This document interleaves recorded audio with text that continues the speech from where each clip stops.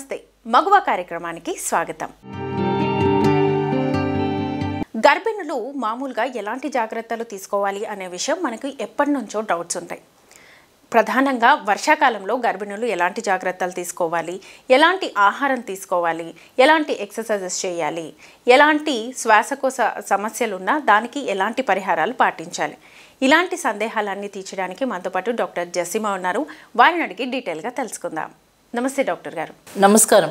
గర్భిణులు ఈ వర్షాకాలంలో ఎలాంటి జాగ్రత్తలు తీసుకోవాలి? సీజన్ మారే కొద్దీ ప్రెగ్నెంట్ ఉమెన్లో కూడా కొన్ని మార్పులు వస్తూ ఉంటాయి. అంటే ఎస్పెషల్లీ అది వర్షాకాలం వచ్చినప్పుడు కొంతమందికి ఎంతో ఇమ్యూనిటీ పవర్ ఉన్నా కూడా ఆ సీజన్ మార్పు వల్ల కోల్డ్ రావడం కానీ, కాఫ్ రావడం కానీ, కొంచెం జ్వరం వచ్చినట్టుగా కానీ, ఈ ఫీవరిష్గా ఉండడం, ఇవన్నీ కూడా మొదలవుతూ ఉంటాయి. ఎస్పెషల్లీ ప్రెగ్నెంట్ ఉమెన్లో కొంచెం తొందరగా ఇలాంటివి రావడానికి ఎక్కువ శాతం అవకాశాలు ఉన్నాయి. అందుకని ప్రెగ్నెన్సీ టైంలో ఉన్నప్పుడు ఈ వర్షాకాలం స్టార్ట్ అయినప్పటి నుండి కూడా అయిపోయే వరకు కూడా ఎలాంటి జాగ్రత్తలు తీసుకోవాలంటే ఎప్పుడు కూడా వెచ్చని దుస్తులు వేసుకునేలాగా ఉండాలి. ఎక్కువ వర్షంలో తడవకుండా ఉండాలి. బికాజ్ జలుబు రావడానికి ఛాన్సెస్ ఉంటుంది. ఒక్కోసారి డ్రై కాఫ్ లాగా కూడా వస్తూ ఉంటుంది. ముందు నుంచి కోల్డ్ లేకపోయినా ఒక్కొక్కసారి డ్రై కాఫ్ రావడానికి అవకాశాలు ఉంటాయి. కాబట్టి ఈ టైంలో కొంచెం రూమ్ అంతా కూడా వెచ్చగా ఉండేటట్టు ఏర్పాటు చేసుకోవాలి.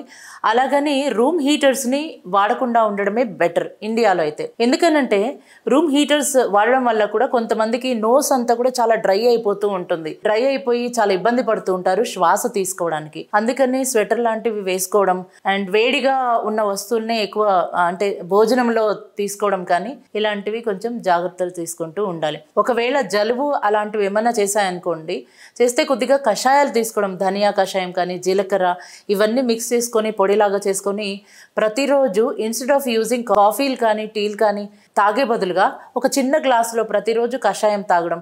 అండ్ వామాకు అని అంటాము. ఆ వామాకుని కూడా వేడి నీళ్లు మరిగించేసి ఒక 4-5 ఆకుల్ని అందులో వేసి కొంచెం సేపు మూత పెట్టినాక ఒక 5 minutes తర్వాత దాన్ని తీసుకోగలిగితే ఇమ్యూనిటీ లెవెల్ కూడా బాగా ఎక్కువ డెవలప్ అవుతూ వస్తుంది. అందుకనే ప్రెగ్నెన్సీ టైంలో ఉన్నప్పుడు వర్షాకాలంలో ఇలాంటి చిన్న చిన్న జాగ్రత్తలు తీసుకుంటే చాలా ఉపయోగం ఉంటుంది. ఇక గర్భిణులు ఇండియన్ టాయిలెట్స్ వాడొచ్చా? గర్భిణీ స్త్రీలు ఇండియన్ టాయిలెట్ వాడవచ్చా అంటే వాళ్ళ శరీర విధానాన్ని బట్టి ఉంటుంది ఇండియన్ టాయిలెట్స్ వాడడం కానీ వాడకపోవడం కానీ. అండ్ ఫస్ట్ ట్రైమిస్టర్ అంటే అప్పుడే నెల తప్పారు అని తెలిసినప్పుడు ఇండియన్ టాయిలెట్స్ వాడకూడదు. First month, second month, third month and fourth month వరకు కూడా వాడకూడదు. ఎందుకనంటే అప్పుడే ఇంప్లాంటేషన్ అనేది జరుగుతూ ఉంటుంది. కాబట్టి ఒక్కొక్కసారి ఇండియన్ టాయిలెట్స్ ఎంత అలవాటు ఉన్న వాళ్ళైనా సరే ఇండియన్ టాయిలెట్స్ వాడడం వల్ల ఏమవుతుందంటే స్పాటింగ్ అంటే బ్లీడింగ్ కానీ స్పాటింగ్ కానీ అవ్వడానికి అవకాశాలు ఉన్నాయి. తర్వాత సెకండ్ ట్రైమిస్టర్ అండ్ థర్డ్ ట్రైమిస్టర్లో నెమ్మదిగా ఇండియన్ టాయిలెట్స్ని వాడవచ్చు. అయితే థర్డ్ ట్రైమిస్టర్లో ఎక్కువగా ఇండియన్ టాయిలెట్స్ని వాడడం ద్వారా ఏమవుతుంది అని అంటే వాళ్ళకి డెలివరీ అంటే సహజ సిద్ధమైన డెలివరీ అవ్వడానికి బాడీ ప్రిపేర్ అవుతూ వస్తుంది. కాబట్టి ఇండియన్ టాయిలెట్స్ని సెకండ్ అండ్ థర్డ్ ట్రైమిస్టర్లో ఎస్పెషల్లీ థర్డ్ ట్రైమిస్టర్లో వాడచ్చు. కాకపోతే ఎవరికైతే మాయ కిందికి ఉంటుందో అంటే ప్లాసెంటా కిందికున్న వాళ్ళు కానీ, డాక్టర్స్ బెడ్ రెస్ట్ అని చెప్తుంటారు వాళ్ళు కానీ, లేదంటే కొంతమందికి స్టిచెస్ వేసి ఉంటారు, సో వాళ్ళు కానీ వీళ్ళందరూ కూడా ఇండియన్ టాయిలెట్స్ని వాడకూడదు. అండ్ కొంతమందికి పెల్విక్ పెయిన్ కూడా వస్తుంటుంది. అంటే లోవర్ అబ్డామన్ కింద కూడా ఒక్కొక్కసారి ప్రెషర్ వల్ల పెయిన్ వస్తూ ఉంటుంది. అలాంటి వాళ్ళు కూడా ఇండియన్ టాయిలెట్స్ వాడకూడదు. మిగతా వాళ్ళంతా ఆరోగ్యంగా ఉన్నారంటే మాత్రం ఇండియన్ టాయిలెట్స్ వాడడం ద్వారా శరీరం అంతా కూడా నార్మల్ డెలివరీకి ప్రిపేర్ అవుతూ వస్తుంది. కాబట్టి మంచిదే. గర్భిణులు ఎలాంటి ఆహారాన్ని తీసుకోవాలి, ఏవేవి తీసుకోకూడదు? గర్భిణీ స్త్రీలు ఎప్పుడైనా సరే సమతుల్యమైన పోషకాహారాన్ని తీసుకోవాలి. ఒక్కొక్కసారి ఈ హార్మోన్స్ ఇంబ్యాలెన్స్ల వల్ల మార్పుల వల్ల కొన్ని క్రేవింగ్స్ వస్తూ ఉంటాయి. అంటే పిజ్జా, బర్గర్స్ ఇలాంటివి, పానీపూరి ఇలాంటివి తినాలని అనిపిస్తుంటుంది.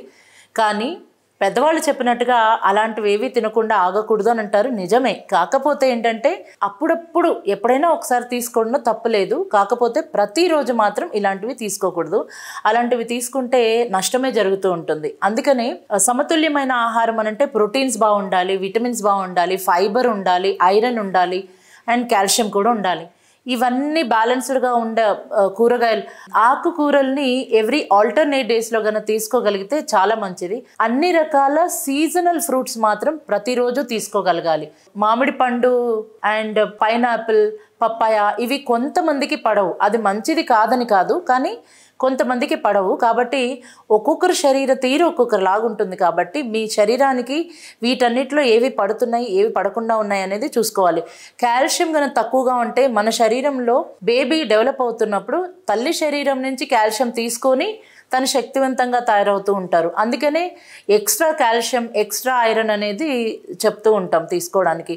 అది ఫుడ్ మనం తీసుకునే ఆహారంలో ఒక్కొక్కసారి సరిపోకపోవడం వల్లనే ఆ టాబ్లెట్స్ ద్వారా ఎక్స్ట్రా, అదంతా మల్టీవిటమిన్సే కాబట్టి తీసుకోవచ్చు. ఇక గర్భిణులు ప్రయాణం చేసే టప్పుడు కానీ ప్రయాణం చేసే ముందు కానీ ఎలాంటి జాగ్రత్తలు తీసుకోవాలంటారు? ఎప్పుడైనా సరే గర్భిణీ స్త్రీలు ప్రయాణం చేసేటప్పుడు, ప్రయాణం చేయాలనుకుంటే బస్లో కానీ లేదంటే కార్లో కానీ చాలా లాంగ్ జర్నీస్ అయితే లాస్ట్ ట్రైమిస్టర్లో చేయకూడదు. ఎందుకనంటే 7 months తర్వాత 9 months లోపల ఒక్కొక్కసారి ఆ ప్రయాణం లాంగ్ జర్నీ వల్ల కూడా తొందరగా డెలివరీ అవ్వడానికి ఛాన్సెస్ ఉంటుంది. కాబట్టి డెలివరీ ఇప్పుడు కార్ జర్నీ అయితే ఒక 8 hours అలా ఉందనుకోండి, బ్రేక్ జర్నీ చేయడం చాలా ఉత్తమం. ఎవ్రీ 2 hours ఒకసారి. అట్ ద సేమ్ టైం కార్లో వెళ్ళేటప్పుడు కానీ కొన్ని పిల్లోస్ని కూడా చుట్టూ యూజ్ చేసుకుంటూ ఉండాలి. కాళ్ళు బాగా స్ట్రెచ్ చేసుకుంటూ ఉండాలి.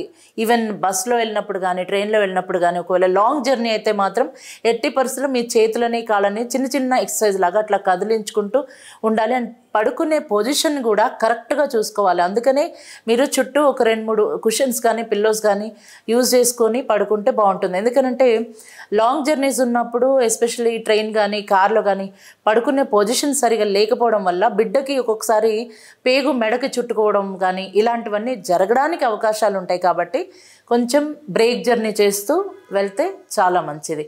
అండ్ గాలి వెలుతురు కూడా బాగుండాలి, ఆక్సిజన్ సప్లై కూడా బాగా ఉండాలి. ఎందుకనంటే నెలలు ఎక్కువయ్యే కొద్దీ ఏమవుతుందంటే ఊపిరి కొంచెం తగ్గుతున్నట్టుగా అనిపిస్తుంది. ఎందుకంటే బేబీ లంగ్స్ని ప్రెస్ చేస్తూ ఎక్స్పాండ్ అవుతారు కాబట్టి. అందుకని వాళ్ళకు ఒక్కొక్కసారి బ్రీదింగ్ సరిగా ఉండదు. చాలా జాగ్రత్తగా కిటికీ వైపు కూర్చోవడము అండ్ బ్రీదింగ్ని కూడా అబ్జర్వ్ చేసుకుంటూ చక్కగా అట్లా ప్రయాణం చేయొచ్చు. ఇక చాలా మంది గర్భిణుల్లో ఉన్న డౌట్ ఏంటంటే కుంకుమ పువ్వు తీసుకోవచ్చా వద్దా అని. నిజంగా తీసుకోవచ్చా? గర్భిణీ స్త్రీలు కుంకుమ పువ్వుని తీసుకోవచ్చు. కాకపోతే ఏంటంటే అది 4వ నెల నుంచి తీసుకోవాలి. అది కూడా ఒక ష్రెడ్ తీసుకోవడం ద్వారా, అంటే 1-2 తీసుకునేటప్పుడు కూడా కొంచెం ఒక్కొక్కసారి కొంతమందికి శరీరంలో వేడి, అధిక ఉష్ణం కూడా క్రియేట్ అవుతూ ఉంటుంది. అందుకని 1-2 లేదంటే ఒక 3 వరకు కూడా తీసుకోవచ్చు. అంతకన్నా ఎక్కువ ష్రెడ్స్ని తీసుకోకూడదు పొరల్ని. ఎందుకనంటే ఎక్కువ ఓవర్ హీట్ అవ్వడం ద్వారా కూడా కొన్ని మార్పులు వస్తుంటాయి శరీరంలో. కాబట్టి 4వ నెల నుంచి కుంకుమ పువ్వుని తీసుకోవచ్చు. దీనివల్ల పిల్లలు మాత్రమే తెల్లగా అవుతారు అనేది కాదు. ఇది ఒక న్యూట్రిషియస్ ఫుడ్ కాబట్టి తల్లులు కూడా ఆరోగ్యంగా ఉంటారు, పిల్లలు కూడా ఆరోగ్యంగా ఉంటారు. కాబట్టి తీసుకోవచ్చు. ఇక చాలా మంది గర్భిణుల్లో శ్వాసకోశ సమస్యలు వస్తూ ఉంటాయి, బ్రీతింగ్ ప్రాబ్లమ్స్. ఇవి ఎందుకు వస్తాయి? ఎలాంటి జాగ్రత్తలు తీసుకోవాలి? గర్భిణీ స్త్రీల్లో బ్రీతింగ్ ప్రాబ్లమ్, శ్వాస సమస్యలు ఎందుకు వస్తాయంటే, ఒకటి వాళ్ళు ఊబకాయంతో ఉన్నప్పుడు కానీ ఒబెసిటీతో ఉన్నప్పుడు కూడా ప్రెగ్నెన్సీలో నెలలు నిండే కొద్దీ ఊపిరి సరిగా అందకపోవడం జరుగుతుంటుంది. ఇంకా రెండవది ఏంటంటే ఒకవేళ లంగ్ ఇన్ఫెక్షన్స్ ఏమన్నా ఉంటే కూడా శ్వాస సంబంధిత ప్రాబ్లమ్స్ వస్తూ ఉంటాయి. అందుకనే ప్రెగ్నెన్సీ టైంలో శ్వాసని ఎప్పుడు కూడా చాలా నిదానంగా పూర్తిగా శ్వాస తీసుకొని చాలా నిదానంగా పూర్తిగా శ్వాసను వదలడం అనేది ఒక రోజులో కనీసం 21 times నుంచి 25 times వరకు మీరు రెగ్యులర్గా ప్రాక్టీస్ చేస్తూ ఉండాలి. అది కూడా పూర్తిగా శ్వాస అంటే కనుక చేతుల్ని ఇలా పెట్టి ఇక్కడి నుంచి పై వరకు వచ్చే వరకు శ్వాస తీసుకుంటూనే ఉండాలి. దానిలో బ్రేక్స్ ఉండకూడదు. అండ్ హ్యాండ్స్ని ఇట్లా కిందికి ఇక్కడ దాకా వచ్చే వరకు శ్వాసను వదులుతూనే ఉండాలి. ఇది కన్నా రెగ్యులర్గా ప్రాక్టీస్ చేస్తే ప్రెగ్నెన్సీ టైంలో లంగ్ కెపాసిటీ కూడా బాగా పెరగడం ద్వారా ఈ శ్వాస సంబంధిత ప్రాబ్లమ్స్ అన్నీ కూడా వెళ్ళిపోవడంతో లోపల పెరుగుతున్న గర్భంలో పెరుగుతున్న పిల్లలకి కూడా ఆక్సిజన్ సప్లై చాలా బాగా జరుగుతుంది. అందుకని ఒకవేళ కొంతమందికి ఏమవుతుందంటే ఆస్తమా లాంటి ప్రాబ్లమ్స్ ఉండొచ్చు.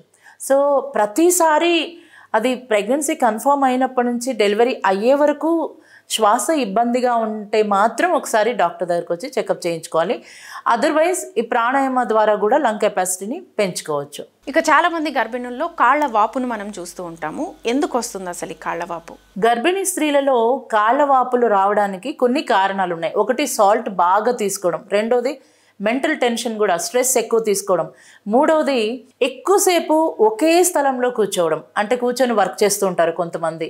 అలా వర్క్ చేస్తున్నప్పుడు కూడా ఏమవుతుందంటే బ్లడ్ సర్క్యులేషన్ కాళ్ళలో సరిగా వెళ్ళక బ్లడ్ ప్రెషర్ అనేది పెరుగుతూ వస్తుంది, బీపీ లెవెల్స్ ఎక్కువ అవుతూ ఉంటుంది. సో బీపీ లెవెల్ ఎక్కువైనప్పుడు కూడా కాళ్ళ వాపులు రావడానికి ఛాన్సెస్ ఉంటాయి. కాబట్టి కాళ్ళ వాపులు రాకుండా ఉండాలంటే ప్రతి 20 మినిట్స్కి ఒకసారి మీరు వర్క్ చేస్తున్నట్టయితే పాదాలని ముందుకి వెనక్కి అండ్ రొటేట్ చేస్తూ clock wise anti clock wise చేస్తూ ఉండాలి. ప్రతి 1.5 అవర్ నుంచి 2 అవర్స్కి ఒక్కసారి లేచి నడుస్తూనే ఉండాలి, ఎంత వర్క్ చేసుకున్నా అట్లా. అండ్ కొంతమంది ప్రెగ్నెన్సీ రాగానే ఏదో ఒక హెల్త్ ప్రాబ్లం వచ్చిందన్నట్టుగా ఒకే ప్లేస్లో కూర్చోవడం, లేదంటే ఒకే ప్లేస్లో పడుకొని ఉంటారు. అలాంటి వాళ్ళలో కూడా కాళ్ళు వాపులు రావడానికి ఛాన్సెస్ ఉంటాయి. దానివల్ల బ్లడ్ ప్రెషర్ ఎక్కువ అవ్వడానికి కూడా ఛాన్స్ ఉంటుంది, బీపీ ఎక్కువైపోవడం అట్లని. అందుకని తీసుకునే ఫుడ్లో కూడా ఉప్పుని తగ్గించి తీసుకోవాలి, మౌనంగా తీసుకోవాలి, ఎక్కువ వద్దు తక్కువ వద్దు. యాక్టివిటీ బాగుండాలి, చాలా యాక్టివ్గా ఉండాలి. కాళ్ళలో ఒకవేళ వాపులు అలాగనే ఉన్నాయనుకోండి, మీరు బెడ్ మీద పడుకొని అక్కడ గోడకి కాళ్ళని స్ట్రైట్గా దీన్ని యోగాలో విపరీత కారిణి అని అంటాం.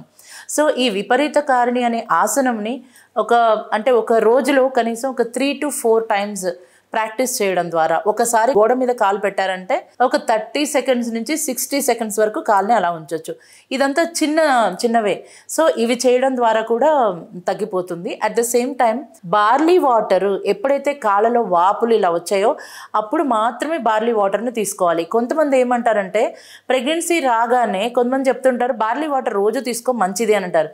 మంచిదే, కానీ ఎప్పుడు మంచిది? శరీరంలో వాటర్ ఎక్కువైపోయినప్పుడు మంచిది. అంతేకాని అసలు వాటర్ ఏమీ ప్రాబ్లం లేదు అన్నప్పుడు తీసుకుంటూ ఉంటే ఉమ్మ నీరు తగ్గడానికి కూడా ఛాన్సెస్ ఉంటాయి. అందుకనే కాళ్ళలో వాపులు ఇలా ఒంట్లో నీరు వచ్చినట్టు అట్లా అనిపించినప్పుడు మాత్రమే బార్లీ వాటర్ని తీసుకోవాలి.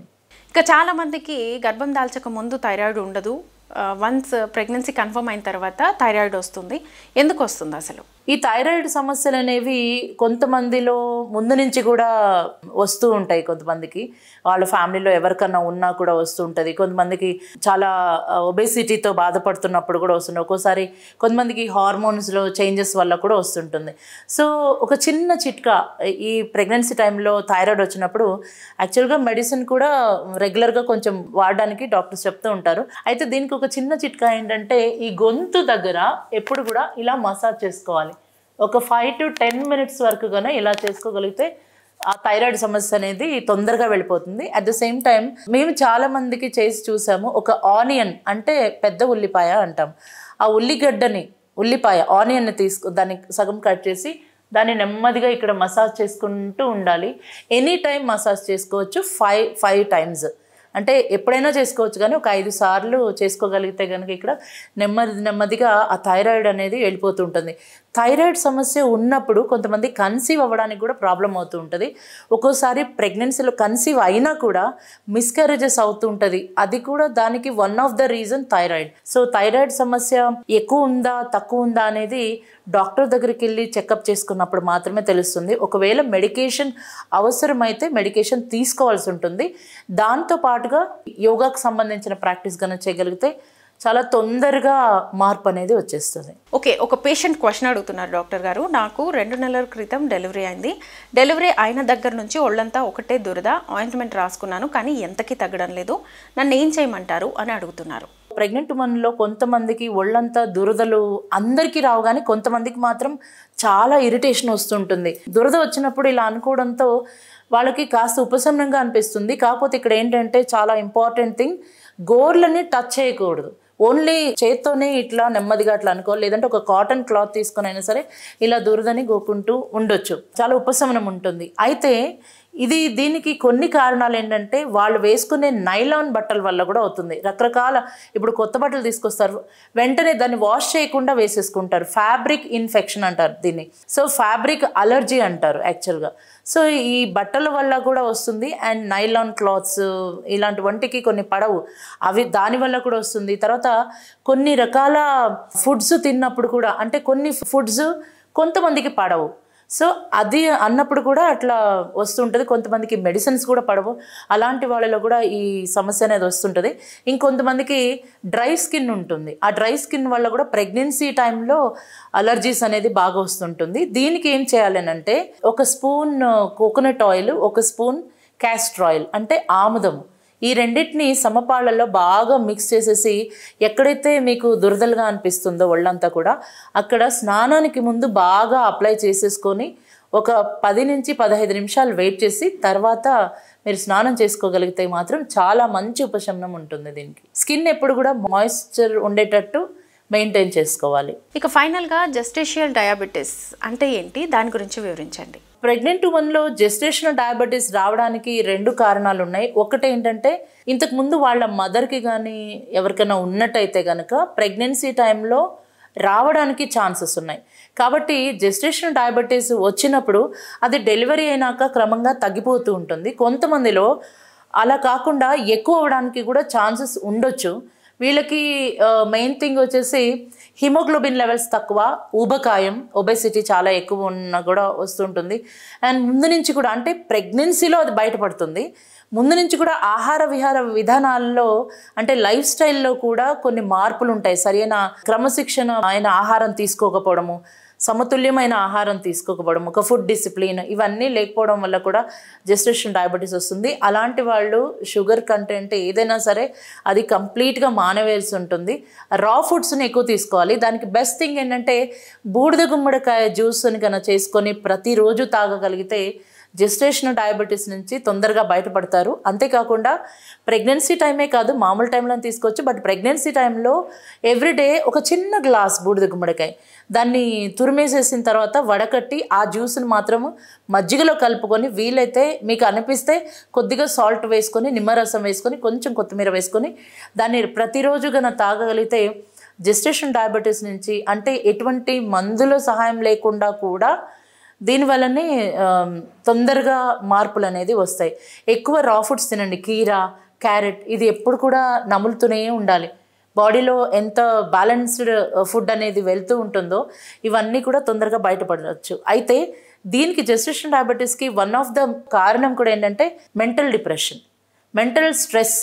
అంతేకాకుండా ఒకే చోట కూర్చొని చాలా గంటల సేపు కూర్చోవడం, వెయిట్ పెరిగిపోవడం, దీనివల్ల కూడా జెస్టేషన్ డయాబెటీస్ రావడానికి ఛాన్సెస్ ఉంటాయి. సో దాని నుంచి బయటపడాలంటే మాత్రం ఇలాంటి ఆహారాన్ని తీసుకుంటే సరిపోతుంది. ఇది ఇవాల్టి మగువ కార్యక్రమం.